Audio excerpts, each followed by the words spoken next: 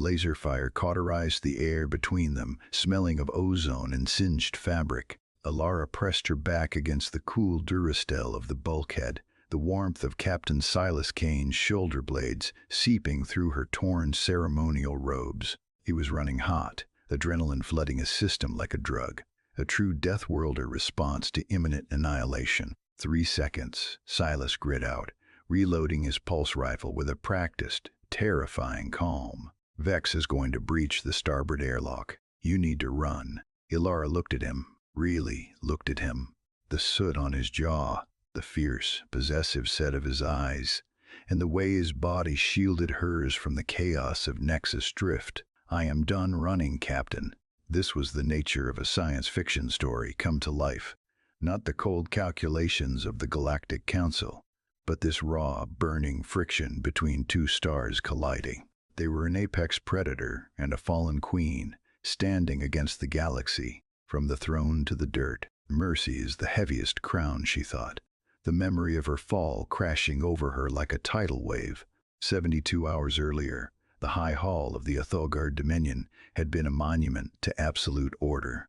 Alara sat high above the court, the weight of her lineage pressing down on her brow, listening to High Exarch Vex detail the eradication protocols for Earth. He spoke of them as vermin, primitive space orcs, who refused to kneel to the Dominion's superior logic. They are resilient, Vex sneered, his holographic pointer hovering over the blue marble.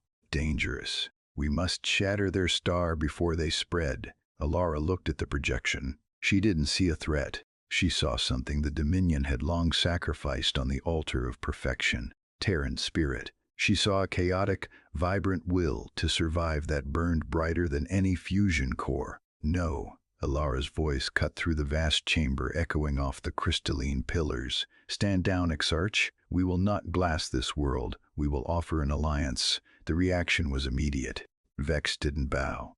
He signaled. The coup was instant and brutal. The Obsidian Vanguard turned their weapons on her guard, the betrayal sharp and sudden. The golden age of her reign ended in a volley of plasma fire. She should have died on the steps of her own throne, erased from history, written in the soil. She would have, if not for the audacity of human ingenuity. Captain Silas Kane hadn't been invited to the High Hall. He had broken in, a diplomat's escort gone rogue. He shattered the viewport with a kinetic ram, repelling into the crossfire like a demon falling from heaven. He didn't fight with the elegance of the Aethelgard duelists. He fought with brutal efficiency, a blur of motion that defied the Dominion's targeting algorithms. He reached her, not bowing, but grabbing her arm with a grip that promised safety. The contact sent a jolt through her, sharper than the pain in her side, a sudden grounding tether in a world spinning out of orbit. As they sprinted through the burning corridors of her citadel, the tactician and the traitor queen, Alara realized that identity is defined by current choices, not past titles. She wasn't an empress here. She was just a woman trying to survive, placing her life in the hands of a stranger who radiated heat and reckless courage. Why? She gasped as they barricaded a service tunnel. The floor vibrated beneath their boots as explosions rocked the upper levels. Why save me? I am the enemy. Silas checked the charge on his weapon, then stepped into her personal space, his gaze dropping to her lips for a fraction of a second before snapping back to her eyes. The proximity was intoxicating, a promise of life amidst the destruction. Because you said no, he said, his voice rough. That is HFY, Your Majesty. We look out for the ones who stand up. The memory shattered as the airlock door imploded. The blast wave threw them both across the command deck, a violent shove that rattled teeth and bruised bone. High Exarch Vex stepped through the smoke, flanked by the Obsidian Vanguard. His armor gleamed with a sterile, terrifying perfection, a sharp contrast to the chaotic debris of the Nexus Drift Station. He didn't look at Silas. To the Galactic Council, a human was nothing more than a biological error, a reckless space orc unworthy of direct address. His gaze was fixed solely on Alara. Your experiment is over, Empress, Vex intoned, his weapon leveled at Silas's chest. Step away from the savage, return to the fold, and we might simply wipe your memory rather than your existence.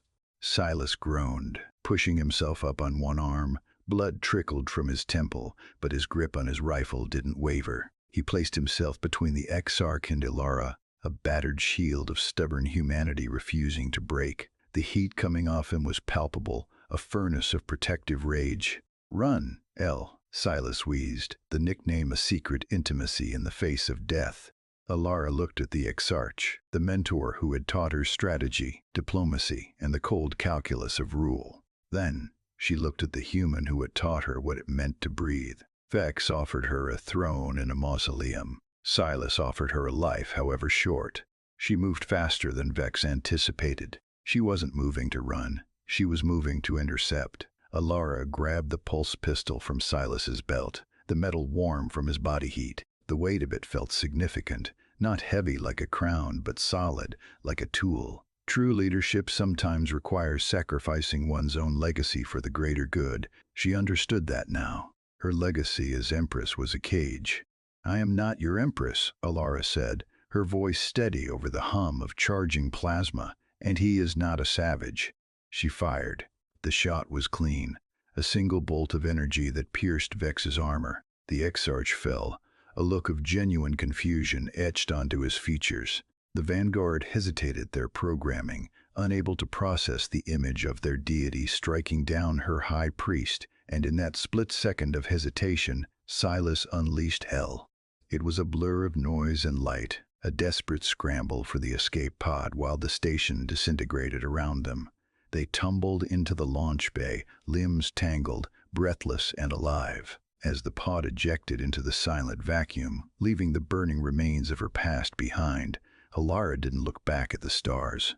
She buried her face in Silas's neck, breathing in the scent of smoke and survival. 6 months later, the sun over Eden 9 was a relentless golden hammer, but the soil was rich and forgiving. Ilara wiped sweat from her forehead, her hands stained with dark earth. There were no marble floors here, no bowing courtiers. Just the endless rows of tilled ground and the distant rhythmic thud of a fusion-powered thresher. She watched Silas across the field. He was repairing a hydroponic pump, shirtless, his scars exposed to the light. He looked up, sensing her gaze, and waved, a simple, unguarded gesture that made her chest ache with happiness. They were ghosts to the galaxy. The official record stated that Empress Ilara died at Nexus Drift, a martyr for the Dominion. In reality, she was learning to grow tomatoes. Silas walked over, wiping grease from his hands with a rag. He handed her a canteen of water, his fingers brushing hers. The electricity was still there, settled now into a deep, resonant hum rather than a frantic spark. "Regrets?" he asked, scanning the horizon. It was a reflex for him. The apex predator always checking the perimeter, even in paradise. Ilara took a drink, the cool water soothing her parched throat. She looked at the dirt under her fingernails. She had traded a galaxy for this plot of land, power for peace. The bravest act of war can be the decision to stop fighting. She took his hand, intertwining their fingers, grounding him, grounding her. "Self." "None," she said softly. "We were erased from history, Silas, but we are written in the soil." He smiled, that rare, crooked grin that had started a revolution in her heart. "Come on, then," he said, pulling her toward the small, sturdy house they had built together. "The crops won't wait, and neither will dinner." Ilara followed him, home.